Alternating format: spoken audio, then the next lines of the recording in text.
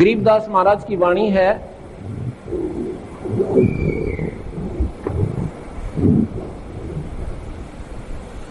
विलास बोध, उसमें आपको फिर सुनने को मिलेगा। अब उन तपस्वियों का गरीबदास महाराज वर्णन देते हैं।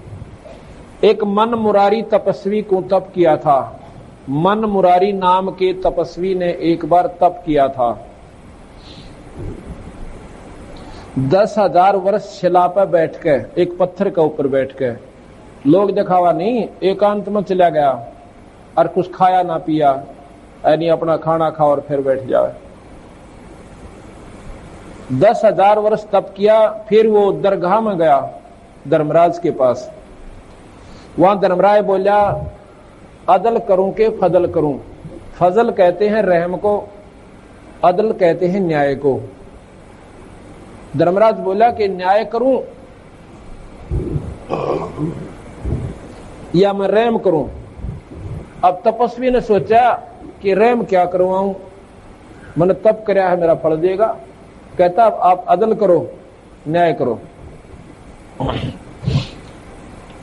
बोला अदल करो, अदल माने न्याय करो। तो धर्मराज बोला कि शिला तुम्हारी के हमारी? वो जिस शिला पे तूने भजन किया था, तप किया था, वो तेरी थी या मेरी? वो तो आपकी थी जी। जय न्यो कब है कि मेरी थी, तो वो कहता कि ला उठा के तेरी थी। तो अकना जी वो तो आपकी थी, मेरी थी। तो भाई न्या तो यू सही 10,000 वर्ष उस मेरी शिला ने सिर पे धर ले और जा। फिर कहता है रहम करो।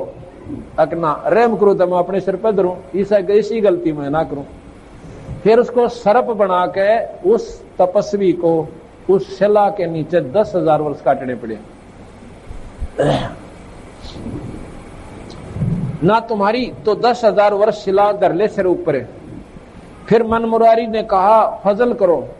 धर्मराय बोला भाई लेखे सिर लेखा भाई, मैं धर्म का राज करूं हूं और तेरे सिर तो उतारूं तो मेरे सिर पर धरिए।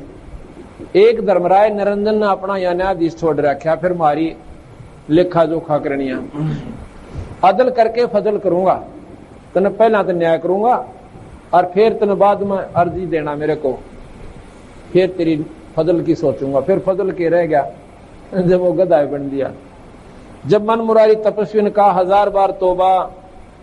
तपस्वी तो अनंत कोट हो गए, गरीबदास जी कहते हैं। एक काणाकरण तपस्वी था, काणाकरण, उसने 22 लाख वर्ष तप किया था। तब उसके मन में मोद आई कि मेरे जैसा तप भाई किसी ने नहीं किया। जब धर्मराय ने उसके पास से विमान भेजा, चलो तुम याद किए हो, तो रास्ते में कहा कि यहां पर एक पर्वत पर शिला है, इसकी परिक्रमा देख लो। जब वो तपस्वी गया, 18 करोड़ काणे करण अपने नाम लिख लिख, अपना पीरियड में इतने साल तप किया था, वहां पर उस जैसे 18 करोड़ करण वो ना तपस्वी अपना नाम लिख लिख जा रहे। और तू भी लिख दे अपना भाई यहाँ पे। उसमें अभिमान नहीं होगा, तूने 22 लाख तप कर लिया, तेरे जैसा कोई को नहीं। ये तो होया अभिमान की हुई करनी का, आगे इसका रिजल्ट क्या होगा वो बंदी छोड़ बताते हैं। फिर प्रियव्रत ने 11 अरब वर्ष तप किया था। प्रियव्रत ने 11 अरब वर्ष तप किया। 11 अरब वर्ष तप राज मिल गया। जितना उसने तप किया उसके बदले में राज दे दिया। जब धर्मराय ने पारखत भेजे, प्रियव्रत तुम चलो, 11 अरब वर्ष तो तप किया, 11 अरब वर्ष तो ने राज किया, इतने में कोई भजन में सांस लेखा नहीं लग गया, नाम तो जपया को नहीं, और डले डोन में लग्या रहा। पहले तो तप के डले डोए और फिर राज के डले डोए, अरे गधे बनने की तैयारी, चल भाई खड़ा हो। अब धर्मराज प्रियव्रत कहता है कि मुझे एक सांस और दे दो।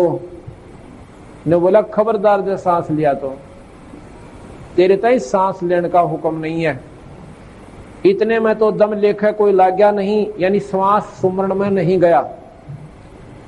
जब प्रियव्रत बोला मेरे ताही एक दम मांग्या दे हो, पारखत बोले खबरदार जे तू दम लिया, दम लेने का तेरे ताई हुक्म नहीं, आगे धर लेगे।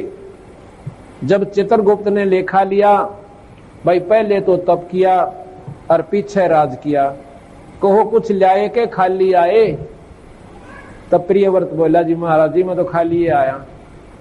अब वहां बेरा पाटा उसने तन तो खाम का डले डोए थे और पहले आंडी पाके और दुनिया रह जाएंगे और छोटी मोटी सिद्धि किसी का काम भी सार दिया होगा, वो भी उसकी कमाई खत्म हुई। और हम रास्ता क्या बताते हैं कि तुम खुद साहूकार बनो, एक नाम देंगे आप भी भजन कर सकते हो, कोई बड़ी बात नहीं। गरीबदास महाराज जमींदार थे और हड़बाया करते, परमात्मा पाया और आगे डंडोरा पीट गए कि इस तरह तुम कर लो तुम्हारा बेड़ा पार होगा, तुम्हारी इतनी कमाई हो जाएगी किसी ऋषि के पास मांगण जान की आवश्यकता नहीं पड़ेगी। आपने आगे के बनया, अगजी में तो खाली आया।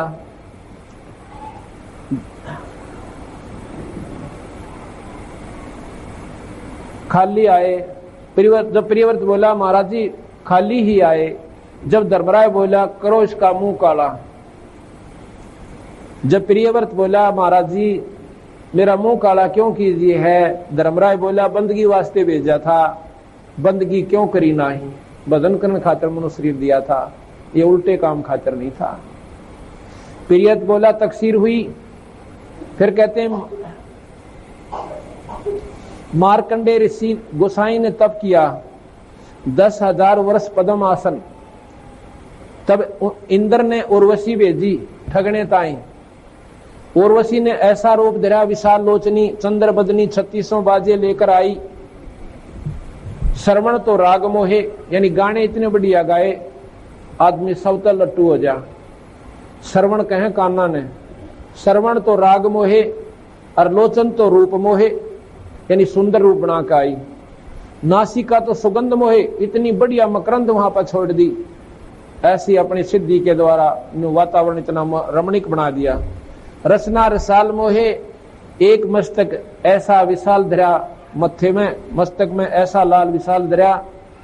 अद सातों पुर चमत्कार में दर्शे, दांता पे हीरे की हिरंबर कणी जड़ी, शीश फूल की शोभा क्या कहूं, एक एक मुक्ता हल ऐसा जड़ा जिसमें चारों मुक्ति और बैकुंठ बासे। कांचों की मोतियां के लहरिए लागे, जैसे घटा में दामनी यानी बिजली चमके। ऐसा गुलाब मलागिर लाया 12 योजन मकरंद उठे। गुलाब लाया इतनी दूर तक उसकी सुगंध जावे। उस बनखंड के तपस्वी तो पतंग की जो जड़ मरे, एक एक पायल ऐसी बाजे सातों पुर मोहित हो जा। उस बनखंड के तपस्वियों का बीज नाश किया। मानसरोवर भूमि ईशान कोट उर्वशी उतरी। मार्कंडे गुसाई के मारने ताही साज दरके। एक सेंसर नाथ नाची, किरा कह डाल के डांस करे उसने। मार्कंडे गुसाई नहीं मुस्काए। तब खिसियानी होकर कमर का नाड़ा तोड़ गिरा। तब मार्कंडे गुसाई बोले हे बेटी, हे बहन, हे माई, तुम्हारे क्यों आई। उर्वशी कहे मार्कंडे गुसाई तुम्हारी योग समाधि कहाँ है। जब मार्कंडे गुसाई बोले शपथपुरी के ऊपर एक ब्रह्मलोक है, निरंजन का लोक, वो ब्रह्मलोक है। वहां एक अवगत राजा है, उसके एक एक नित नेम 9 लाख उर्वशी नाचनावे हैं एक समय, 9 लाख। और एक एक उर्वशी कैसी है, जिनके साथ साथ बांधी हैं तेरे जैसी पांदौड़ ने। जो तू इतनी सुंदर अपने आप को समझती है, उनके गेला तेरे जैसी 7 बांधी। उसके पांव होती उन उर्वशियों की एक गेला। वहां थे हम। कहने का भाव इसका यूं था मार्कंडे गुसाई का कि उस ब्रह्मलोक में जो आनंद था, तेरा आनंद तो काग की बींट है। जेती दुमा दामी तय करी, हमने कुछ ना देखी। न बोले इब का फेर बनका जतन जरूरत है, जो कुछ जरूरत हो। तब उर्वशी शीश कूट कर रोई, मैं दुआगन कीजिएंगी। इंद्रलोक में कहेंगे तुम मल अखाड़ा आ रही। मार्कंडे गुसाई बोले तुमसे कोई और अगली सुंदर हो ना, उसने भेज दो। तब उर्वशी बोली महाराज जी इंद्र की पटरानी मैं हूं। देख यहां पर विचार करो, इंद्र स्वर्ग में कितना सुख है, अपनी पत्नी को नीच कर्म की खातिर अपनी गद्दी बचाणता इंद्र ने भेज दिया। महाराज हमारी तो पत राखो, तो इंद्र लोक में चलो। वह उर्वशी ने बोली महाराज जी मेरी इज्जत राखो ना, एक बहु ही चाल पड़ो चाहे मैं कह दूंगी हरा लिया इसने।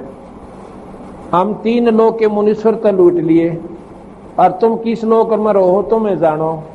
मारकंडे गुसाई कह है वो तो कुमार हैं जो तेरे ऊपर चढ़े हैं, तू गधी है, कोई पजावा लावना ना नीम उचारनी। इंद्र मरेगा जब किसने करेगी? महाराज मैं 14 इंद्र मरूंगी। इंद्राणी कहती है मैं 14, इतनी आयु है मेरी, ये 14 इंद्र मरते रहेंगे और मैं वहीं पर न्यों की नो पटरानी रहूंगी। 14 इंद्र मरेंगे तो कहां जाएगी? उर्वशी कहे मृत लोक में गधी की जीऊंगी और जेते इंद्र में भोगूंगी वो गधे बनेंगे। तब मारकंडे गुसाई बोले तुम्हारे ताई इंद्र लोक में क्यों ले जावा थी? अपनी पत राखण ताई, इज्जत राखण ताई।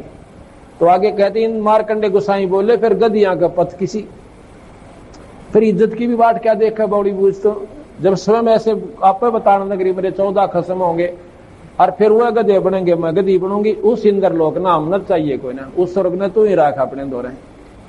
अब यही गरीबदास जी कहते हैं ब्रह्म लोक में इतना सुख है इन उर्ले स्वर्गों से ज्यादा है, और सतलोक में तो गिनती है कोई ना, ये सारे फेल हैं, ब्रह्म लोक भी फेल है उसके आगे। तब उर्वशी प्रणाम करके उठ गई। तब इंद्र आन कर मारकंड, ये नियम है कि जो उस उर्वशी से नहीं आ रहा तपस्वी तो उसको इंद्र का राज देना पड़ता है, इंद्र ने गद्दी छोड़नी पड़ती है। अब इंद्र आ गया ने बोला महाराज जी वो राज ले लो। तब इंद्र आन कर मारकंडे गुसाई के चरणों पड़े, चलो बंद निवाद इंद्रपुरी लीजिए। मारकंडे गुसाई बोले रे इंद्र तू के कहे है? अरे रे इंद्र हमारे इंद्रपुरी किस काम की, हम तो नी कामी है, नी इच्छा है, निर्गंध है, निर्वासिक है। एक समय हम ब्रह्मलोक में जावा थे, वहां पर भाई देखे तो 87 लील इंद्र बैठे हैं। तेरे जैसे राजा उस ब्रह्मलोक में नील 87 लील, जैसे शंख नील ऐसे होते ना, ऐसे करोड़ पद्म लील ऐसे, देखो तेरे कैसे 87 इंद्र उस ब्रह्मलोक में बैठे थे। तब उन्होंने हमारे चरण लिए, तेरी गद्दी ने के चाटू, तेरे जैसे तो मुझे नमस्कार करते हैं वहां पे। ये ब्रह्मश्रेय की बातें हैं। ब्रह्मश्रा कैसा है? अज असंख्य कोष में शैल है, सो तुम्हारी इंद्रपुरी काग की बीट है। यो पटरा देकर मार्कंडे गोसाई ने इंद्र समझाया, और जय जाने तो इंद्र पदवी का संकल्प लो और लख 84 की खाल तो छुटवाऊं तेरे ताई। मार्कंडे ने बोला भाई तो इस इंद्रपुरी ने छोड़ दे आज तक और दे किसे ताई, और तेरे को ब्रह्मलोक में ले चलता हूं। अब वही बात से भाई यहाँ थोड़ा सा सुख हो जाओ, कतई नहीं छूटे। कोई सल्फाई पीवे है तो उसने आनंद मान रहा है, दारू पीता है वो लत छूटे ना। नाम लेना चावस आदमी पर वो श्याम ने साथी याद आ जाओ बोतल वाले, ओ ना छूटे। इस पे गधा बनना मंजूर पर वह बुराई ना छूटे। और इंद्र राज ने छोड़ा क्यों करे? के बोला? इंद्र बोला महाराज जी इब तो मौज मारन दो, फिर देखाएंगे। फिर टट्टू देखा गधा बने पाचे। अब पीछा छुटवाने का समय तो अब है। छोड़ी सडंगे ने यानी सारा जो खाम खा का चक्कर पा रखा। इब सुख ने अगर विवरण करे तो फिर इसका भाव ही बदल जाता है इंसान का, जो थोड़ी सी समझ से काम ले लेता।